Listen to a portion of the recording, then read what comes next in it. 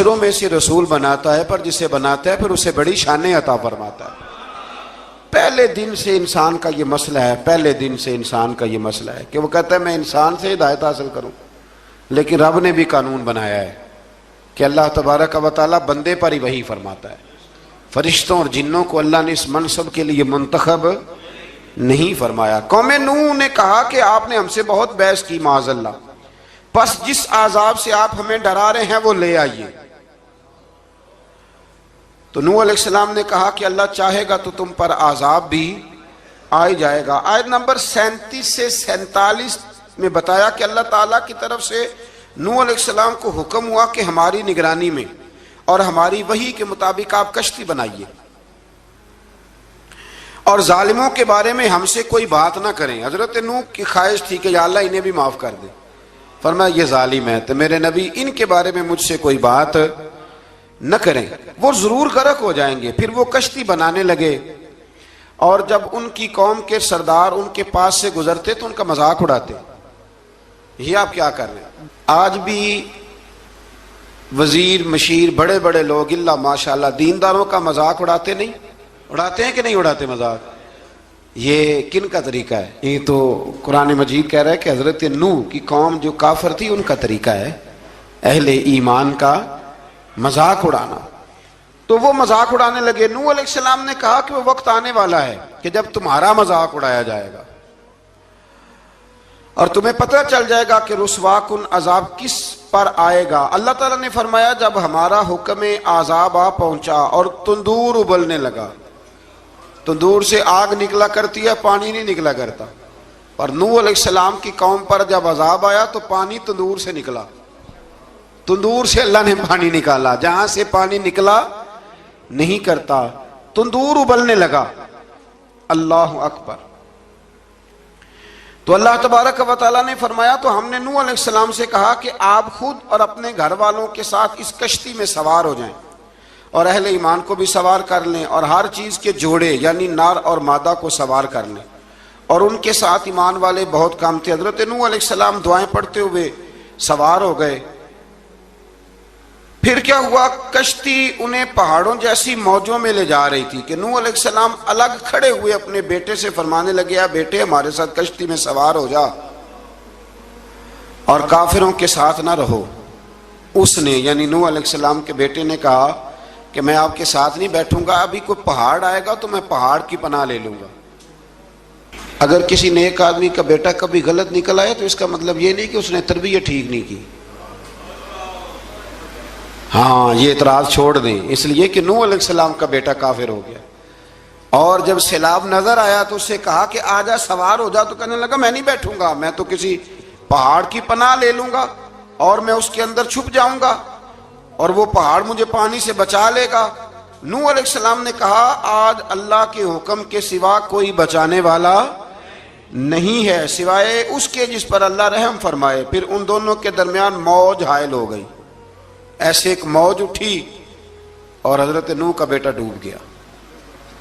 اور جب حضرت نوح کا بیٹا ڈوبا اللہ کی طرف سے حکم ہوا اے زمین اپنا پانی نگل لے، اے آسمان تھم جا، پانی خوش ہو گیا، اللہ کا فیصلہ نافذ ہو گیا اور کشتی کوہ جودی پر ٹھہر گئی۔ نوح علیہ السلام نے اللہ سے التجا کی کہ اے میرے پروردگار میرا بیٹا اور میرے اہل سے ہے اور تیرا وعدہ سچا ہے کہ تم میرے اہل کو بچا لے گا۔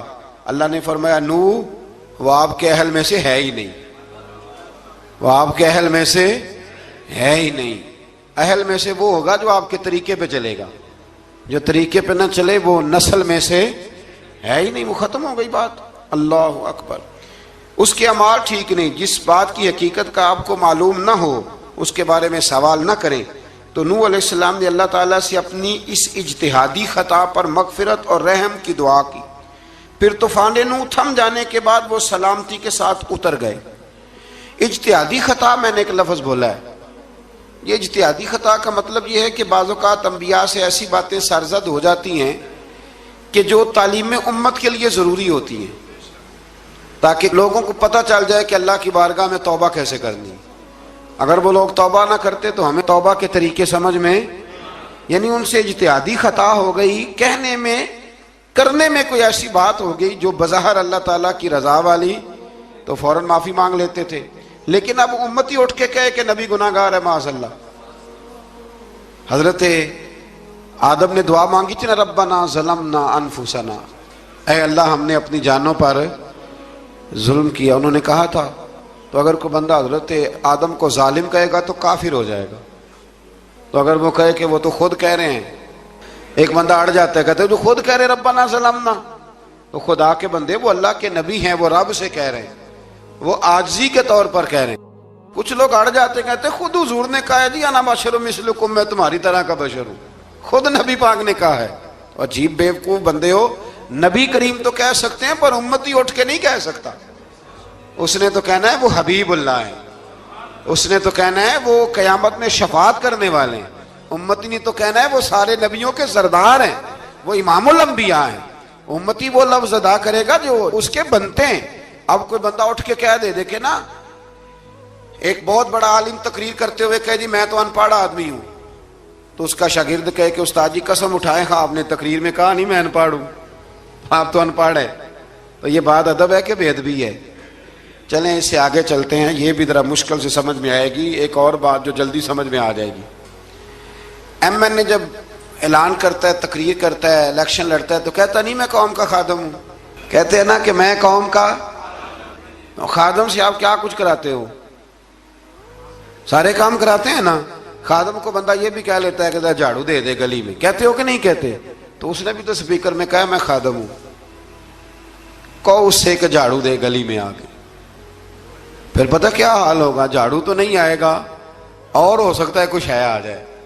تو اس لیے اب کوئی بندہ کہے جی انہوں نے خود کہا ہے، تو ایک کچھ پوری جماعت ہے لوگوں کی جو بات کو سمجھتی نہیں، کہتے ہیں خود کہا ہے میں بشر ہوں، انہوں نے خود کہا میں غیب نہیں جانتا، انہوں نے خود کہا میرے پاس خزانہ کوئی نہیں، انہوں نے خود کہا میرے پاس کوئی شے نہیں۔ تو اس لیے آپ سمجھیں کسی کے لفظوں پر اگر آپ گرا لگا کے بیٹھیں گے تو پھر اس سے بے ادبی ہوگی۔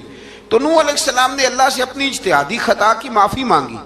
اب حضرت نوح کو کوئی خطا کار کہے گا تو بہت بڑا مجرم بن جائے گا، اس لیے کہ وہ اللہ کے نبی ہیں۔ آیت نمبر 50 میں قوم عاد کا ذکر ہے، اور ان کی طرف دعوت توحید دینے کے لیے اللہ تعالیٰ نے حضرت ہود علیہ السلام کو بھیجا۔ ہود علیہ السلام نے قوم سے کہا کہ میں تم سے کسی چیز کا اجر طلب نہیں کروں گا، میرا اجر میرے اللہ کی بارگاہ میں ہے، پاس تم اپنے رب سے بخشش مانگو، پھر اس کی بارگاہ میں توبہ کرو، اللہ تعالیٰ تم پر موسلا دار بارش برسائے گا اور تمہاری قوت میں اضافہ فرمائے گا۔ قوم عاد نے دعوت حق کو رد کیا اور ایمان نہ لائے، بلکہ ہود علیہ السلام پر طنز کیا۔ وہ کہنے لگے کہ ہمارے تو معبودوں نے، ہمارے بتوں نے معاذ اللہ آپ کو پاگل بنا دیا ہے، آپ کو مجنون بنا دیا ہے، الٹا حضرت ہود کو کہنے لگے، اس لیے آپ ایسی باتیں کرتے ہیں۔ ہود علیہ السلام نے کہا میں اللہ کو گواہ بناتا ہوں اور تم بھی گواہ رہنا کہ میں تمہارے شرک سے بری ہوں، اور میں اللہ پر توکل کرتا ہوں، اور میں نے رسالت کا حق ادا کر دیا ہے۔ آیت نمبر 58 میں اللہ تعالیٰ نے فرمایا جب ہمارے عذاب کا وقت آ گیا تو ہم نے اپنی رحمت سے ہود اور ان کے ساتھ مومنوں کو نجات عطا کی۔ قوم عاد نے اللہ کی نشانیاں اور رسولوں کو جھٹلایا اور دنیا اور آخرت میں لعنت کے حقدار ہوئے۔ آیت نمبر 61 میں پھر سے حضرت صالح علیہ السلام اور ان کی قوم سمود کے حالات کو بیان کیا گیا ہے۔ حضرت صالح نے کہا ہے میری قوم اللہ وحدہ لا شریک کی عبادت کرو، اس سے بخشش طلب کرو، اس کی بارگاہ میں توبہ کرو، اس نے تمہیں زمین سے پیدا کیا ہے، اس پر آباد کیا ہے۔ جواب دیا ہے صالح ہمارے آباء و اجداد کے معبودوں کی عبادت کو روکنے سے پہلے ہمیں آپ سے بڑی امیدیں تھیں، اور اب آپ ہمیں روکنے لگ گئے ہیں باپ دادا کے دین سے، لیکن اب ہمیں آپ کی دعوت کے بارے میں شکوک ہیں۔ صالح علیہ السلام نے اپنی قوم سے کہا کہ یہ اللہ کی اونٹنی ہے اور یہ تمہارے لیے نشانی ہے، اسے چرنے کے لیے آزاد چھوڑ دو اور اسے تکلیف نہ دینا، اللہ اکبر، ورنہ تمہیں عذاب پہنچے گا۔ انہوں نے اونٹنی کی کونچیں کاٹ ڈالی۔ صالح علیہ السلام نے کہا تم صرف 3 دن اپنے گھروں میں مزے اٹھا لو، 3 دن، پھر اللہ کا یقینی عذاب آئے گا۔ پھر ایک چنگاڑ نے ان کو آ دبوچا، وہ اپنے گھروں میں گھٹنوں کے بل اوندے پڑے رہ گئے۔ صرف صالح علیہ السلام ان کے ساتھ اہل ایمان اس عذاب سے بچے۔ یہ 3 قوموں کا ذکر ہو گیا، نوح علیہ السلام کی قوم کا بھی، ہود علیہ السلام کی قوم کا بھی، اور حضرت صالح علیہ۔ آگے اللہ تبارک و تعالیٰ نے آیت نمبر 69 میں اس بات کا بیان فرمایا کہ حضرت ابراہیم علیہ السلام کے پاس فرشتے بشری شکل میں آئے، انسانی شکل میں. انہوں نے اجنبی مہمانوں کے لیے بچڑے کا بھنا ہوا گوشت تیار کرایا. آپ یقین کریں کچھ باتیں لوگ ایسی بیان کرتے ہیں کہ جن کو نہ سن کے بندے کا دل کرتا ہے کہ اس بندے کو بتائیں کہ یار یہاں تو دین سارا پڑھ. ایک صاحب مجھے کہنے لگے جی میں ایک پیر صاحب کے پاس گیا تھا تو بڑی مرغن غذائیں تھیں، انہوں نے میری بڑی خدمت کی پر مجھے نہیں اچھا لگا، پیروں کو چاہیے سادی روٹی رکھیں. میں کہ تو پیراں واسطے لسٹ بنا خاں انہوں نے کس طرح دا ہونا چاہیے. یہ بہت بڑی مصیبت ہے. اگر آپ سادہ کھانا کھلا دیں تب بھی اعتراض ہے، اچھا کھلا دیں کہنے رولا ہے کوئی پیر چوکھے مالدار، دونوں طرف سے مسئلہ. تو کہنے لگا جی نہیں پیروں کا کیا کام ہے، وہ کڑائیاں اور وہ سارے. تو پھر میں نے انہیں کہا کہ آپ اس طرح کریں گھر جا کے نا تو 12ویں سپارے کی تلاوت کریں. حضرت ابراہیم نے اپنے مہمانوں کے لیے بھنا ہوا کھانا تیار فرمایا تھا. تو آپ کیا کہیں گے کہ حضرت ابراہیم درویش نہیں تھے؟ عجیب بات ہے بھائی، آپ ہر بات میں اڑ جاتے ہیں. دین ہم نے وہ لینا ہے جو اللہ کا قرآن ہمیں دیتا ہے اور رسول اللہ کی حدیث ہمیں دیتی ہے. جب انہوں نے دیکھا کہ مہمان کھانے کی طرف ہاتھ نہیں بڑھا رہے تو ان کو ڈر محسوس ہوا. حضرت ابراہیم کو فرشتوں نے کہا کہ ہمیں قوم لوط علیہ السلام کے عذاب کے لیے بھیجا گیا ہے. حضرت ابراہیم کی بیوی کھڑی تھی، اس پر وہ مسکرائیں تو فرشتوں نے اللہ کی طرف سے انہیں حضرت اسحاق علیہ السلام اور اس کے بعد حضرت یعقوب علیہ السلام کی بشارت عطا. اسحاق علیہ السلام حضرت ابراہیم کے بیٹے ہیں اور یعقوب علیہ السلام پوتے ہیں، اور یعقوب علیہ السلام کے بیٹے یوسف علیہ السلام. ہاں اللہ اگر چاہے تو 7 نسلوں میں نبوت رکھ دیتا ہے اگر اس کی منشا ہو. تو حضرت یعقوب کی بشارت دی. انہوں نے حیرت سے کہا کہ ہم دونوں میاں بیوی تو بوڑھے ہیں، اس عمر میں اولاد کیسے ہوگی؟ تو فرشتوں نے جواب دیا اے ابراہیم کے گھر والو، تم پر اللہ کی رحمتیں اور برکتیں ہوں. اللہ کی قدرت پر تمہیں کیوں تعجب ہے؟ اللہ فرماتا ہے کہ بیٹے کی بشارت سن کر ابراہیم کا خوف دور ہو گیا اور پھر وہ قوم لوط کے بارے میں گفتگو کرنے لگے. ابراہیم بہت بردبار، اللہ سے آہوزاری کرنے والے اور اس کی طرف رجوع کرنے والے تھے. اللہ تعالیٰ نے حضرت ابراہیم علیہ السلام کو فرمایا اے ابراہیم اس گزارش سے آپ گریزہ رہیں، اس کا یقینی فیصلہ ہو چکا ہے اور ان پر نہ ٹلنے والا عذاب نازل ہو کے رہے گا. وہ کیا گناہ کرتے تھے؟ لوط علیہ السلام کی قوم کو میں نے بتایا تھا، مرد مردوں سے بدفعلی کرتے. تو حضرت ابراہیم نے بھی عرض کی، بار بار گزارش کی، بحث کی کہ اللہ مہربانی فرما ان کا عذاب. آپ دیکھیں نبیوں کے حوصلے کتنے بڑے ہیں. قومیں تنگ کرتی ہیں اور طرح طرح کی باتیں کرتی ہیں اور پیغمبر پھر بھی کہتے ہیں یا اللہ مہربانی فرما، اے اللہ ان سے عذاب.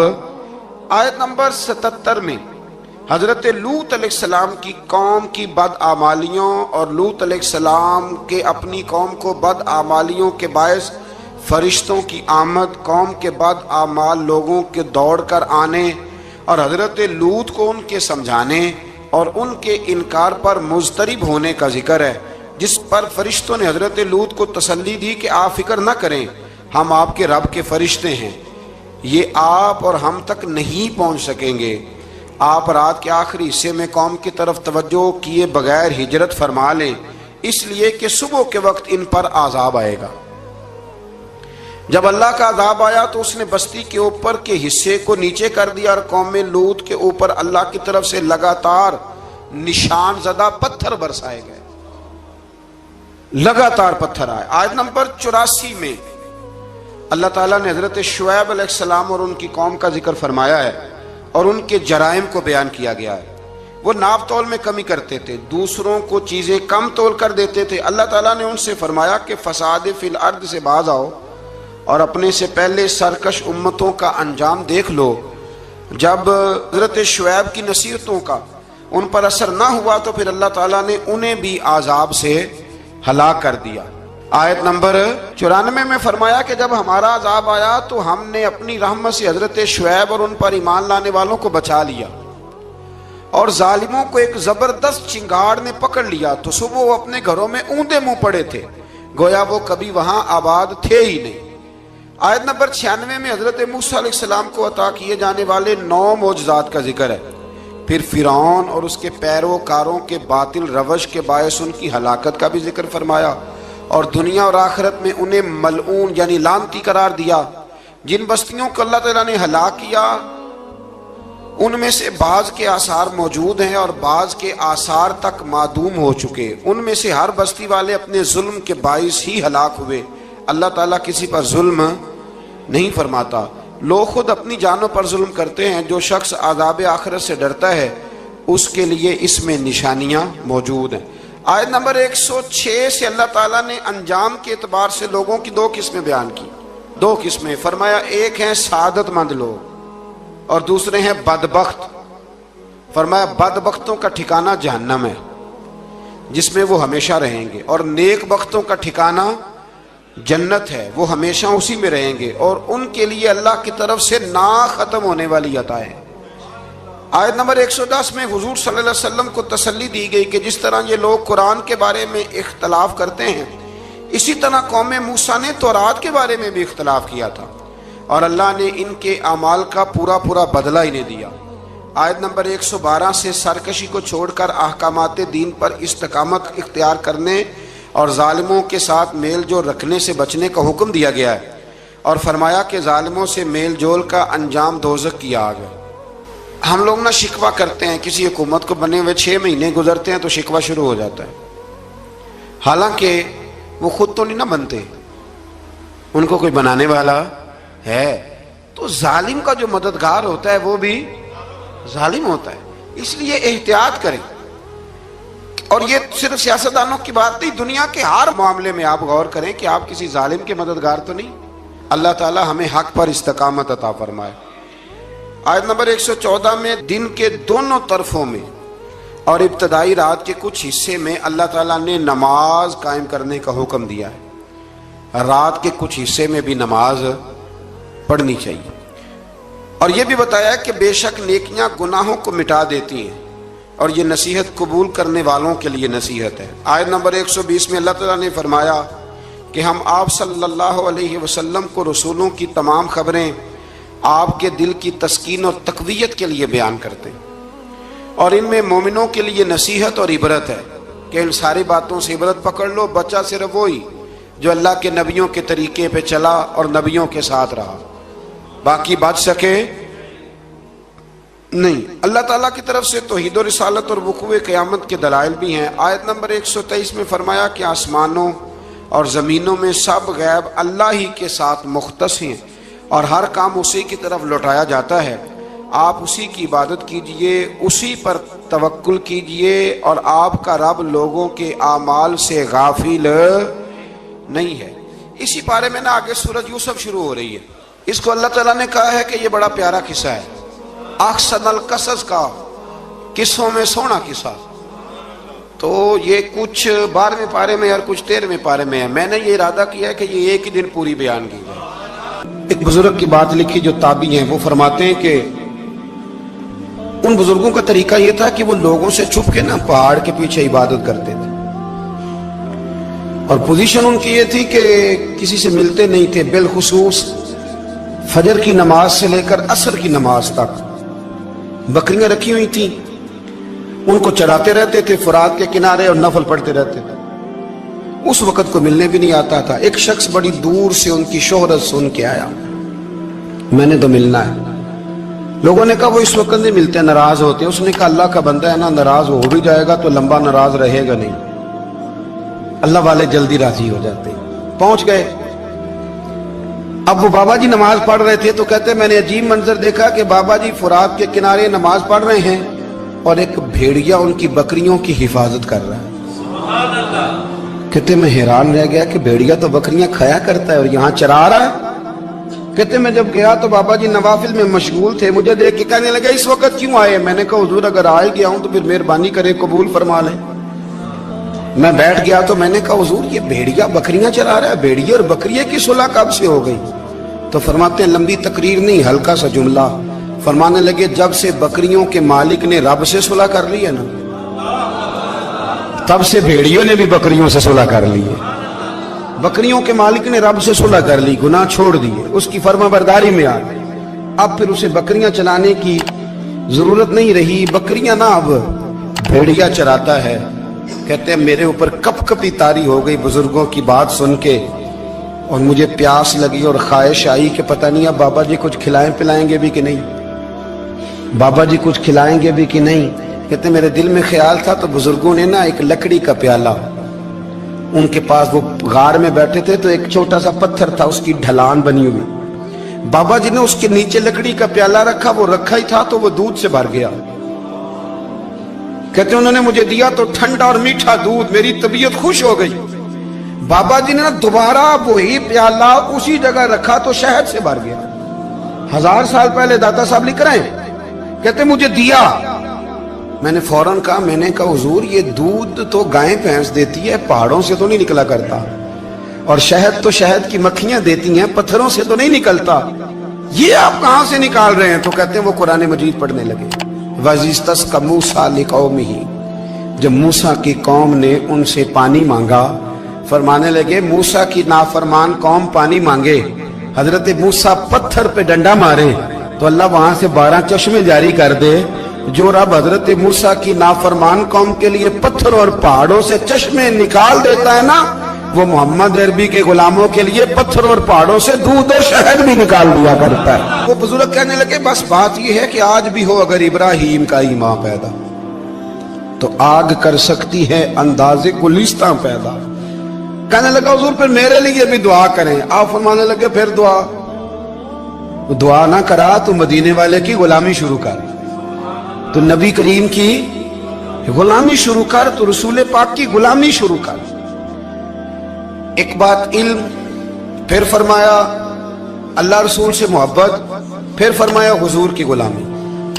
اس سے سارے مکاشفات کھلیں گے, اس سے سارے مشاہدات کھلیں گے, اسی سے کرامتیں ملیں گی, اسی سے مقبولیت ہوگی, اسی سے اللہ نبی کی بارگاہ میں درجہ ملے گا. پھر داتا صاحب آگے بڑھتے اور داتا صاحب فرماتے ہیں صوفیاء کی ایک جماعت ہے جو کہتی ہے ہم نے تو کبھی اپنی زبان پر دکھ بیان ہی نہیں کیے, ہر شے اپنے رب رسول کے حوالے کر دی, ہر شے اللہ رسول کے.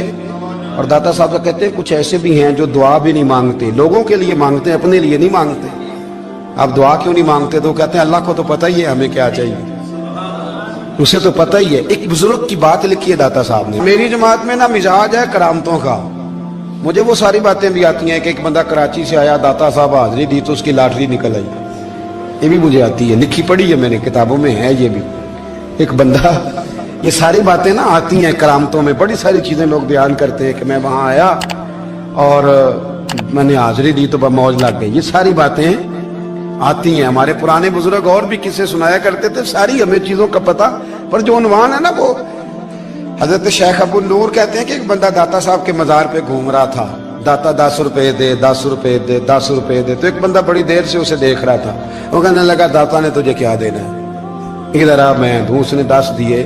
بندہ بڑا حسین تھا, ہنس پڑا, کہنے لگا داتا تیرے بھی صدقے جاؤں. دلانے لگا تو منکر سے ہی دلوا دیے, جو نہیں مانتا اسی سے دلوا دیے. وہ بڑا پریشان ہوا, میں اور چکر میں تھا, اس نے میرے اوپر ہی جڑ دی ہے بات. کہنے لگا داتا تیرے صدقے جاؤں. تو یہ ساری باتیں کتابوں میں موجود ہیں, لوگوں نے اپنے اپنے مشاہدات جو جس کے ساتھ پیش آیا اس نے بیان کیے ہیں. بہت ساری باتیں قابل بیان ہیں, پر جو عنوان ہے میں اس میں رہنا چاہتا ہوں. داتا صاحب رحمت اللہ علیہ فرماتے ہیں ہماری تعلیمات ہیں کہ اپنے دکھ درد دنیا داروں سے بیان نہیں کرنے, سوال کا دروازہ لوگوں کے سامنے کھولنا اللہ والوں سے کہیں گے کبھی کہنا ہوگا تو دنیا داروں سے کہنا. کہتے ہیں ایک شیخ احمد نام کے بزرگ تھے, ساری زندگی کسی کو کام نہیں بتایا, ساری زندگی بڑی مشکلات آئیں, پر کبھی اپنی ذات پر سوال کا دروازہ نہیں کھولا. ایک ایسی مشکل آئی کہ جو حل ہی نہیں ہوتی تھی, کسی نے ان پر کوئی الزام لگا دیا. ابو مسلم نام کا ایک بادشاہ تھا, اس کی حکومت تھی, اس نے پکڑ کے قید میں ڈال دیا. اب قید میں ہیں, جرم لگ گیا ہے, فرد جرم عائد ہو گئی ہے, جیل میں ہیں. لوگ کہنے لگے حضرت جی اپنی صفائی میں کچھ کہیں, فرمانے لگے ساری زندگی بندوں سے کچھ نہیں کہا, اللہ رسول کو پتہ ہے میں بے گناہ ہوں, مجھے کہنے کی ضرورت نہیں. داتا گنج بخش علی حجویری نے لکھا ہے, داتا صاحب کہتے ہیں تو یقین کامل تو پیدا کر, تو ایمان تو پختہ کر, दाता साहब कहते हैं वो अबू मुस्लिम जो बादशाह था वो नेक आदमी था, उसे रात को ख्वाब में नबी करीम की ज़ियारत नसीब हुई और हुजूर सैयद आलम सल्लल्लाहु अलैहि वसल्लम फरमाने लगे तूने अल्लाह का एक नेक बंदा जेल में डाल दिया, डर नहीं आता, वो तो बेगुनाह है। बादशाह आधी रात को खुद उठा। दादा साहब फरमाते हैं किसी गार्ड को नहीं भेजा, पुलिस वाले को नहीं भेजा, जेलर से नहीं कहा, खुद गया, जाके जेल का दरवाजा खोला, दरवाजा खोल के उस दरवेश को आजाद किया, कहने लगा बाबा जाओ, मुझे पता चल गया आप बेगुनाह है। बाबा जी सलाम करके जाने लगे तो बादशाह फिर आगे आया, हाथ बांधे, हाथ चूमे, कहने लगा हुजूर आप बड़े नेक हैं, मेरे लिए कोई हुक्म हो तो बताइएगा, मेरे लायक को खिदमत हो तो बताइएगा। तो शेख अहमद फरमाने लगे तुझे अभी भी समझ नहीं आई, तुझे अभी भी नहीं समझ आई। कहने लगा हुजूर क्या? फरमाने लगे जो तहज्जुद के वक्त तुझे उठा के मुझे रिहा करने भेज सकते हैं वो मेरी कोई जरूरत बाकी रहने देंगे? मुझे कोई जरूरत पड़ेगी किसी और को कहने की? जो तहज्जुद के वक्त तुझे उठा के भेजते हैं कि जा खोल जाके दरवाजा, वो जरूरत रखेंगे? मेरी जरूरत मुझे रहेगी कि मैं तुझे और कोई काम, अभी भी तुझे समझ नहीं आई? तो दाता अली अजमेरी रहमतुल्लाह अलैह फरमाते हैं असल में हमारी तबीयत है, हमने बंदों से दिल लगा लिया है, दिल अल्लाह रसूल से लगाओ, किसी बंदे से लगाना तो उससे लगाओ जो अल्लाह वाला हो।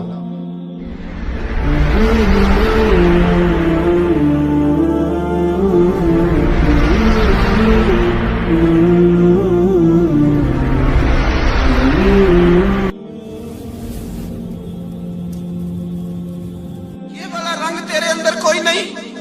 अबू सुफियान आए उन दिनों जिन दिनों हालात बड़े कठिन थे, इख्तलाफ शिद्दत का था। अबू सुफियान आए हुजूर की बारगाह में, आए किस लिए? मक्के में कहत पड़ गया है, बारिश नहीं होती। उधर उस समामा बिन असाल यमामा कबीले के सरबराह कलमा पढ़ के मुसलमान हो गए। सारी गंदम उस कबीले से आती थी। समामा कहने लगा तुम मेरे मुस्तफा को नहीं मानते, कोई गंदम नहीं, भाग जाओ। एक बारिश कोई नहीं, दूसरी गंदम कोई नहीं। अबू सुफियान तड़प के दरे रसूल पे हाजिर हुए। अभी थोड़े दिन गुजरे हैं, ओहद में हुजूर के दांत शहीद किए, अभी थोड़े दिन गुजरे हुजूर को सताया है, अभी थोड़े दिन गुजरे हजरत अमीर हमजा का कलेजा निकाल के चबाया है, अभी थोड़े दिन गुजरे हजरत अनस बिन नजर की गर्दन काटी, अभी थोड़े दिन गुजरे अब्दुल्ला बिन जहश के टुकड़े किए, अभी थोड़े दिन गुजरे हुजूर को सताया है, तड़पाया है। पर हजरत अली शेर खुदा फरमाते हैं मैं मानने वाला उस रसूल का हूं, इसके दांत शहीद हो गए, ओहद के अंदर सारी दाढ़ी लहू से भर गई। फरमाते मैं रो पड़ा और मैंने कहा महबूबा अब नहीं मुझसे बर्दाश्त होता, दुआ करें अल्लाह इन पे अजाब नाजल करे। उठाए हाथ, आप दुआ करेंगे तो अल्लाह तबारक व तआला दो पहाड़ियों में पीस डालेगा। हजरत अली कहते हैं मैंने अर्ज की तो हुजूर ने हाथ उठाए और दुआ क्या दी, अल्लाहुम्मा हदी कौमी फइन्नहुम ला यअलमून, ऐ अल्लाह मेरी कौम को हिदायत दे दे, ये जानते नहीं ये क्या कर रहे हैं। अल्लाह इन्हें हिदायत दे। ये इखलाक हसना का मेयार। थोड़े दिन पहले हुजूर के साथ ये रवैया। अबू सुफियान अब बेहाल हो गए, बच्चे भूख से मरने लगे, जानवर प्यास से मरने लगे। अबू सुफियान छुपता छुपाता कहने लगा चारा कोई नहीं, मुस्तफा के पास जाना ही पड़ेगा। अबू सुफियान मदीने पहुंच गए। जब पहुंचे ना तो अबू सुफियान की अपनी साहिबजादी हजरत उम्मे हबीबा उम्मुल मोमिनीन थी, रसूलुल्लाह की ज़ौजा थी। अबू सुफियान जब आए तो हजरत उम्मे हबीबा के पास सीधे उनके घर गए बेटी से मिलने। हुजूर का बिस्तर बिछा हुआ था, हजरत उम्मे हबीबा हुजूर की ज़ौजा उम्मुल मोमिनीन बिस्तर बिछाए। अबू सुफियान बैठने लगे, जनाब उम्मे हबीबा कहने लगी अब्बा जी ठहर जाएं। वो ठहरे तो बिस्तर समेट दिया। कहने लगे बेटी शायद तेरे घर में कोई कीमती बिस्तर नहीं, गुर्बत छुपाने के लिए बिस्तर समेट रही हो। जनाब उम्मे हबीबा कहने लगी अब्बा तो मुसलमान नहीं ना हुआ, अभी तेरी सोच काफिरों जैसी है, तू यहाँ आके खड़ा होना जहाँ मैं खड़ी हूँ, फिर तुझे रसूलुल्लाह की मोहब्बत के रंग का पता चले। तू अभी खड़ा वहां है जहां तुझे कुफर ही कुफर सुनाई और सुझाई देता है। बिस्तर इसलिए नहीं समेटा कि माज़अल्लाह कम कीमत था, मैंने इसलिए समेटा है कि तू नजस है, नापाक है, अभी कलमा नहीं पढ़ता। और ये उस रसूल का बिस्तर है कि जो बिस्तर में मौजूद होते हैं तो जिब्रील अमीन कुरान लेके तशरीफ ले आते हैं। तेरा वजूद इस काबिल नहीं कि यहाँ बिठाया जाए। नबी पाक सल्लल्लाहु अलैहि वसल्लम की बारगाह तक अबू सुफियान आए। ابو سفیان کہتے ہیں مجھے امید نہیں تھی، ابھی سوچ نہیں نا بدلی تھی، کہتے مجھے امید نہیں تھی، میرا خیال تھا وہ شکوے کریں گے، شکایتیں کریں گے، وہ کہیں گے تم نے بھی تو بڑا کچھ کیا ہے نا۔ ابو سفیان کہتے ہیں میں قربان جاؤں، میں نے یہ رنگ دیکھا تو مدینے کی فضا ویسے ہی بڑی ٹھنڈی تھی، لیکن مصطفیٰ کریم کے ساتھ جب میں نے بات کی تو میرے وجود پر گریہ طاری ہو گئی، میرے اوپر کیفیت طاری ہو گئی، میں تڑپنے لگا۔ کہتے ہیں میں نے کہا محبوبہ میں آیا ہوں، آپ کا کلمہ پڑھتے ہی سمامہ نے گندم بند کر دی ہے، بارشیں رک گئی ہیں، مکے کے لوگ بھوک اور پیاس سے مرنے لگے ہیں، محبوبہ بیٹیاں روتی ہیں، یا رسول اللہ مائیں ان کی چھاتیوں میں دودھ خشک ہو گیا ہے، بچے بلکتے ہیں۔ ابو سفیان کہتے ہیں میں دشمن تھا، سارے مکے کے لوگ دشمنی کرتے تھے، لیکن جب میں نے یہ لفظ کہے نا، اچانک میری نظر اٹھی تو مصطفیٰ کریم کی تو آنکھیں آنسو برسا رہی۔ کہتے میری بات بھی مکمل نہ ہوئی، حضور نے پہلے رکا منگوایا، سمامہ کے نام فرمایا، پہلے تو انہیں غلہ اپنی مرضی سے دیتا تھا، اب تیرے نبی کا حکم ہے کہ پہلے سے بڑھ کر تو انہیں غلہ دینا ہے۔ اور پھر میرے مصطفیٰ نے ہاتھ اٹھائے۔ اور بھائی مشکل ہوتا ہے، مشکل ہوتا ہے، سگے بھائی کے لیے لوگ دعا نہیں کرتے، کہتے میرا شریکہ ہے، ساس بہو کے لیے بہو ساس کے لیے دعا نہیں مانگتی، کہتے اختلاف ہے، لوگ لوگوں کی زندگی نہیں مانگتے، بیماری میں شفا نہیں مانگتے۔ ابو سفیان کہتے ہیں آمنہ کے لال تیرے قربان جاؤں۔ حضور نے ہاتھ اٹھائے اور کہا اے اللہ مکے کی سنگلاخ پہاڑیوں پہ بارش برسا، اے اللہ کھیتیاں ہری کر دے، اے اللہ ماؤں کی چھاتیوں میں دودھ بھر دے، اللہ عورتوں کو تازگی دے دے، بچوں کو رانائی دے دے، پھلوں پھولوں کو تازگی دے دے۔ ابو سفیان کہتے پہلے حضور رو رہے تھے، اور جب نبی پاک کی دعا دیکھی تو میں نے رونا شروع کر دیا، میں نے رونا شروع کر دیا۔ کہتے واپس آیا تو وہ احساس کہ یار یہ میں کس شخص سے مل کے آیا ہوں، یہ کس قسم کے آدمی سے مل کے آیا ہوں، یہ کیسا رنگ ہے، یہ کس قسم کا انداز ہے کہ جس کو میں پتھر مارتا رہا وہ میرے لیے دعائیں لے کے بیٹھا ہوا ہے، جس کو ساری زندگی ستایا ہے وہ میرے بچے کے لیے روتا ہے، میری بیٹی کے لیے اس کی آنکھ میں آنسو ہیں، وہ ہمارے لیے تڑپ رہے ہیں۔ میرے بھائیوں، ابو سفیان کہتے ہیں پھر دوسرا جلوہ میں نے تب دیکھا جب حضور مکے آئے، اور میں تو آخر تک لڑنے آیا تھا نا، حدیبیہ تک۔ کہتے ہیں جب رسول پاک مکے آئے اور حضور نے اعلان معافی کیا تو بنتا تو یہ تھا کہ مجھے سزا ملتی، لیکن میرے مصطفیٰ کریم نے فرمایا جو ابو سفیان کے گھر میں چلا جائے گا میں اسے معاف کر دوں گا۔ کہتے ہیں میں نے کہا یہ میرے لیے کس قسم کی سزا تجویز کی ہے کہ میں عمر بھر دشمنی کرتا رہا اور یہاں رنگ عجیب ہے۔ حضور نے میرے لیے ہی اعزاز لکھ دیا، فرمایا جو ابو سفیان کی حویلی میں داخل ہو گیا میں نے معاف کیا۔ ابو سفیان کہتے ہیں پتہ نہیں کتنے پردے تھے جو اٹھ گئے، پتہ نہیں کتنی منزلیں تھیں جو طے ہو گئی، پتہ نہیں کتنے جلوے تھے جن کا نظارہ ہو گیا، اور میں نے غور سے چہرہ دیکھا تو میری آنکھوں سے پٹی اتر گئی، اور مجھے عبداللہ کے یتیم بیٹے کے پیچھے محمد الرسول اللہ کے جلوے نظر آنے شروع ہو گئے۔ اخلاقی قدریں جب موجود رہتی، یہاں تو لوگ مرے ہوئے شخص کو مارتے ہیں، یہاں تو سڑک پر کتنی گراوٹ ہے اور کتنا گر گیا ہے اخلاق ان لوگوں کا، ایکسیڈنٹ ہو گیا ہے، ٹرین کی پٹری سے اتر گئی ہے، چیخ و پکار ہے، آہیں ہیں، تڑپنا ہے، رونا ہے، سسکیاں ہیں، ماں کا بازو کٹا ہے پر وہ چیختی ہے ذرا میرے بیٹے کا پتہ کرو، باپ کی آنکھوں میں ریت پڑ گئی ہے پر وہ تڑپتا میرا بیٹا تھا، چیخ و پکار ہو رہی ہے۔ پر ظلم ہے اس قوم کا کہ جو بچانے والے آئے ہیں وہ پہلے آتے ہی ان کی جیبیں ٹٹول رہے ہیں، ان کے بٹوے دیکھ رہے ہیں، گری ہوئی عورتوں کے، یہ آپ اٹھا کر دیکھیے اخبارات، عورتوں کے گری ہوئی عورتوں کے کانوں سے بالیاں نوچی گئی اور ان کے کان تک کٹ گئے۔ یہ اس قوم کا حال ہے۔ اقبال کہتے ہیں جنہیں آتا نہیں دنیا میں کوئی فن تم ہو، اور بیچ کھاتے ہیں جو بزرگوں کا کفن تم ہو۔ تم وہ لوگ ہو جو کفنوں پہ سودے کرتے ہو، جو قبروں پہ سودے کرتے ہو۔ یہ لوگ تجارتیں کرتے ہیں، اخلاقی پستی کا یہ عالم کہ لوگ قبروں پہ سجدے کرتے ہیں، بیٹے بیچ کے دہیز خریدتے ہیں۔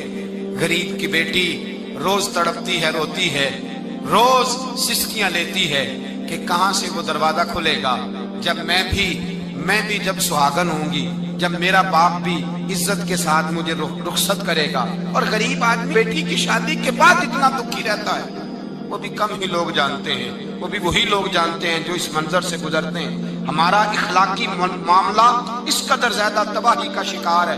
میرے مصطفیٰ کریم سید عالم نور مجسم صلی اللہ علیہ وسلم جذبات کا خیال رکھتے، احساسات کا خیال رکھتے، تصورات کا۔ او بھائی، اس سے بڑا اخلاق کا مظاہرہ کہاں سے لینے جاؤ گے؟ کہ آمنہ کے لال فرماتے ہیں میرا دل کرتا ہے نماز لمبی پڑھاؤں، نماز اللہ کی نماز، دل کرتا ہے لمبی نماز پڑھاؤں، میں لمبی لمبی سورتیں تلاوت کروں، میں کھل کے رب کریم کا قرآن پڑھوں، میں اللہ تبارک و تعالیٰ کے قرآن مجید کے ذائقوں میں کھو جاؤں۔ لیکن حضور فرماتے ہیں نماز میں کسی بچے کے رونے کی آواز آتی ہے، کسی بوڑھے کی ہائے کی آواز آتی ہے، کسی بیمار آدمی کی ہائے کی آواز آتی ہے۔ نبی پاک فرماتے ہیں میں اللہ کی نماز چھوٹی کر دیتا ہوں، اللہ کے بندوں کا خیال کرتا ہوں، میں رب کی نماز چھوٹی کر دیتا ہوں، رب کریم کے بندوں کا خیال کرتا ہوں۔ خدا کے بندے تو ہیں ہزاروں، بنوں میں پھرتے ہیں مارے مارے، میں اس کا بندہ بنوں گا جس کو خدا کے بندوں سے۔ میرے حبیب کریم سید عالم صلی اللہ علیہ وسلم نے فرمایا اللہ کریم نے بندے کو، مخلوق کو پیدا کرنے سے پہلے جو تحریر سب سے پہلے لکھی تھی نا، اللہ نے اپنے پاس جو جملے سب سے پہلے لکھے تھے بندے بنانے سے بھی پہلے، وہ فکر یہ تھے کہ ان رحمتی سبقت اعلی غضبی، رب کریم نے لکھا تھا بے شک میری رحمت زیادہ ہے، میرا غضب زیادہ نہیں ہے۔ اس نے لکھا تھا کہ میری رحمت ہمیشہ میرے غضب پر غالب رہے گی۔